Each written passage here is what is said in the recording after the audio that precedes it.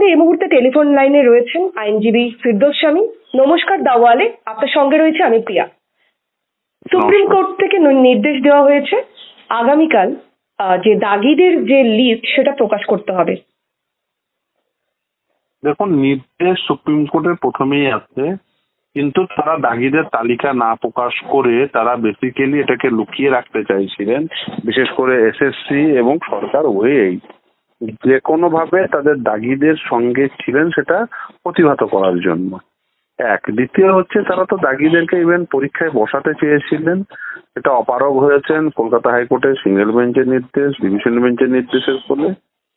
এবার তালিকাটা প্রকাশ না করে বরঞ্চ সামনে যে নিয়োগ প্রক্রিয়া সেটিকে কলুষিত করতে চাইছিলেন। 7 দিনের মধ্যে, মানে আদালতের সামনে তারা বলেছেন, কারণ যেহেতু এতদিন পালন করেননি এই নির্দেশটা, তাই বলেছেন 7 দিন সময় নিয়েছেন। যদিও আজকে এসএসসির পক্ষ থেকে বলা হয়েছে যে কালকের মধ্যেই সেই লিস্ট ইনফ্যাক্ট তারা প্রকাশ করে দেবেন। এবার প্রকাশ হওয়ার পরে দেখবেন আসল বিষয়টি কি। প্রকাশ হওয়ার পরে দেখবেন ওই লিস্টটাও একেবারে ত্রুটিমুক্ত লিস্ট কিন্তু নয়। এটা বোঝাই যাবে যখন প্রকাশ হবে। তার কারণ হচ্ছে, এদের তো নিজেদের মতো করে, বিশেষ করে এদের পছন্দের প্রার্থীদের এরা কোনোভাবেই টেন্টেড তালিকায় তুলতে চান না। পছন্দের প্রার্থীর দুটো অ্যাসপেক্ট, এক হচ্ছে যারা টাকা দিয়েছেন, দ্বিতীয় হচ্ছে যারা বিভিন্নভাবে এদের রাজনৈতিক সুবিধা দিয়েছেন, মানে সুবিধা পাইয়ে দিয়েছেন। কিরকম? এবার বলবেন যে সরকার রাজনৈতিক সুবিধা না, সরকারকেও রাজনীতি বা বিশেষ করে শাসক দলকেও রাজনৈতিক সুবিধা। কি? এই যে ধরুন বিশাল দুর্নীতি হলো, তারপরেও কিন্তু তারা দেখবেন যাদের জন্য এফেক্টেড হলো তাদের বিরুদ্ধে কথা বলবে না, উল্টে তারা বিরুদ্ধে সাইলেন্ট থাকবে। আপনি জিজ্ঞাসা করবেন এই যে সরকার কি চুরি করেছে, তখন তারা ওই ব্যাপম যাবে, এটা যাবে, সেটা যাবে, আদালতের ঘাড়ে দোষ দেবে, আইনজীবীদের ঘাড়ে দোষ দেবে, কিন্তু তারা একবারের জন্য যাদের জন্য প্রকৃত ঘটলো সেটা বলবে না। অ্যাকচুয়ালি তাদের মধ্যে একটা অংশ আছে যারা টেন্টেড, যাদের নাম ওরা তালিকায় তুলতে চায় না। ফলে যে তাদেরকে সঙ্গে রেখে বেসিক্যালি এরা এই যে বিভিন্ন অপকর্ম করছেন, বিশেষ করে প্রথমে দুর্নীতি করেছেন, দুর্নীতি ধরা পড়েছেন, তারপরে সেই ধরা পড়ে যাওয়ার পরে আবার যাতে এই যে প্রকৃত টেন্টেড তালিকা না প্রকাশ হয় তার জন্য বন্দোবস্ত করেছেন। এবং তার ফলে কি হবে, নতুন নিয়োগ প্রক্রিয়া আবার কলুষিত হবে যদি টেন্টেডরা বসেন। এবং সুপ্রিম কোর্ট যদিও বলেছেন একজন টেন্টেডকেও বসতে দেওয়া যাবে না, কিন্তু এদেরকে তো না চালে বিশ্বাস নেই। এদের মধ্যে একটা বড় অংশ আছে যারা টেন্টেড এবং এই টেন্টেডদের বসানোর জন্য যথাসম্ভব চেষ্টা করছেন। টাইম টু টাইম সেই তথ্য বেরিয়ে আসছে। সুপ্রিম কোর্ট একটি মন্তব্য করেছেন যেখানে বলেছে রাজ্য সরকার বা প্রশাসন কায়েমি স্বার্থ না থাকলে এই ধরনের কাজ করতে পারে না। একদমই ঠিক কথাই বলেছেন। তো অবশ্যই এটা বোঝাই যাচ্ছে, তারা তো অ্যাপিল করেছেন। ইনফ্যাক্ট তারা ডিভিশন বেঞ্চে অ্যাপিল করেছেন যে এই যে যারা দাগি তাদের পরীক্ষায় বসতে দিতে হবে, তাদের ডাবল জিওপার্ডি হয়ে যাচ্ছে। একবার তাদের সার্ভিস টার্মিনেট হচ্ছে, তারপরে তাদের আবার নতুন তাদের আবার পয়সা ফেরত দিতে হচ্ছে, আবার তাদের পরীক্ষায় বসতে দেবেন না, ফলে এটা ডাবল জিওপার্ডি হচ্ছে। এইসব যুক্তি দিয়েছে, এগুলো অপযুক্তি। আপনার কাছে খুব স্পেসিফিক ভাবে জানতে চাইবো, দাগিদের যে তালিকা প্রকাশ করতে বলা হচ্ছে, এখানে কি শুধু নাম থাকবে নাকি অভিযোগ এছাড়াও কি কি মামলা হয়েছে সেটা আগে তালিকা প্রকাশ হোক, সেটা তারপরে জানা যাবে। সুপ্রিম কোর্টের এই যে রায়, এই রায় যারা যোগ্য প্রার্থী, যারা যোগ্য পরীক্ষার্থী, যারা যোগ্য, তাদের জন্য কি স্বস্তিদায়ক হতে চলেছে এই পুরো বিষয়টি? দেখুন, এই নিয়োগ প্রক্রিয়ায় যাদের মিনিমাম এলিজিবিলিটি ক্রাইটেরিয়া রয়েছে তারাই যোগ্য, কিন্তু কারা দাগি নয় এইটা একমাত্র তারাই বলতে পারবেন যারা দাগিদের কাছ থেকে পয়সা নিয়েছেন, সেই তালিকা পূর্ণাঙ্গ তালিকা দেবেন।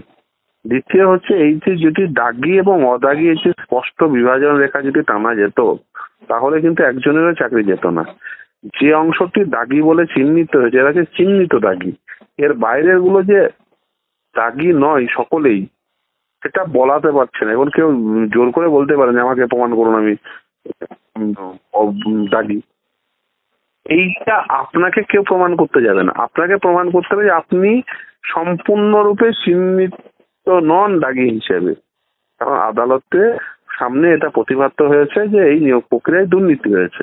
এবং দুর্নীতির ফলে কারা চাকরি পেয়েছেন এর সম্পূর্ণ তালিকা আদালতের সামনে কখনোই আসেনি এখনো পর্যন্ত। যেমন ধরুন কারা কারা ইন্টারভিউ মার্কস ম্যানিপুলেশন করে চাকরি পেয়েছেন সেই তালিকা এখন আসেনি। তাহলে এই যে অংশটা চিহ্নিত হয়েছে তার বাইরে তো একটা অংশ রয়ে গেছে ইন্টারভিউ মার্কস ম্যানিপুলেশনের যে বিষয়টি, সেটা তো এখনো পর্যন্ত চিহ্নিত হয়নি। তাহলে তারা হচ্ছে অচিহ্নিত দাগি। অচিহ্নিত দাগি কোট আনকোট যাদেরকে আপনি অদাগি বলছেন বা নট স্পেসিফিক্যালি টেন্টেড বলছেন, অ্যাকচুয়ালি নট স্পেসিফিক্যালি টেন্টেড বলাটাই উচিত। ফলে তাদের মধ্যে থেকে কে কে এখনো দাগি রয়ে গেছে সেটা চিহ্নিত করা যায়নি বলেই এই নিয়োগ প্রক্রিয়া বাতিল হয়েছিল। সেটা যদি করা যেত তাহলে খুব ভালো হতো, তাহলে একজনেরও মানে অদাগি একজনেরও চাকরি যেত না। অ্যাকচুয়ালি অদাগি অনেকের চাকরি চলে গেছে। এটা না করতে পারার জন্য এটা এসএসসি, সরকার, বোর্ড এরা করতে পারেননি। ইনক্লুডিং বলতে পারেন সিবিআই তদন্ত হচ্ছিল, কিন্তু সিবিআই তদন্তের উপর ভিত্তি করে তো মানে নিয়োগ প্রক্রিয়া চালানো যায় না। নিয়োগ প্রক্রিয়া চালান নিয়োগকারী সংস্থা, তাদেরকেই তথ্য নিয়ে এগিয়ে আসতে। এক্ষেত্রে আরেকটি প্রশ্ন রাখতেই হয়, আজকে যারা দাগি তাদের নাম যদি প্রকাশ্যে চলে আসে, আজকে তারা যাদের অর্থ দিয়ে যাদের কাছ থেকে সুবিধা নিয়ে তারা চাকরি পেয়েছে তাদের নামটাও তো পর্যায়ক্রমে বেরিয়ে আসতে পারে। একদমই। দেখুন আমি আপনার সঙ্গে আমি প্রথম থেকেই বলে আসছি, শুধু আপনার সঙ্গে বলে নয়, যে দাগি দু প্রকার। এক হচ্ছে যারা চাকরি পেয়ে দাগি হয়েছেন সেটা এক ধরনের দাগি, আর একটা হচ্ছে যারা টাকা পেয়ে দাগি, সেটা হচ্ছে প্রকৃত দাগিদের তালিকা। প্রকৃত দাগি আসামিদের তালিকা হবে সেটা যারা অর্থ নিয়েছেন। তো সেই অর্থ নেওয়া মানুষজনের তালিকাটা যত দ্রুততার সঙ্গে সম্ভব প্রকাশ করতে হবে, এবং সেটা করতে হবে মূলত সিবিআই এবং ইডির তৎপরতার সঙ্গে।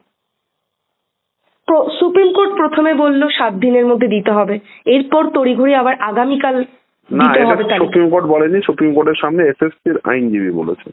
আচ্ছা, অর্থাৎ এসএসসি বলেছেন, এটা সুপ্রিম কোর্ট বলেনি। এই সুপ্রিম কোর্টের এই নির্দেশ ঠিক কোন ধারার উপর বা কোন নীতির উপর? ব্যাপার নেই, এটা সুপ্রিম কোর্টে এর আগে রায় দিয়েছেন যে টেন্টেড ক্যান্ডিডেটদের টাকা ফেরত দিতে হবে, এবং কলকাতা হাইকোর্ট রায় দিয়েছে, অ্যাজ ওয়েল এজ মানে কলকাতা হাইকোর্টের সিঙ্গেল বেঞ্চ ডিভিশন বেঞ্চ উভয়ই রায় দিয়েছে টেন্টেড ক্যান্ডিডেট পরীক্ষায় বসতে পারবেন। এবার একটা পরীক্ষা পদ্ধতি ত্রুটিমুক্ত কি করে সম্ভব হবে যদি সেই টেন্টেড কারা সেটা চিহ্নিত করা যায়।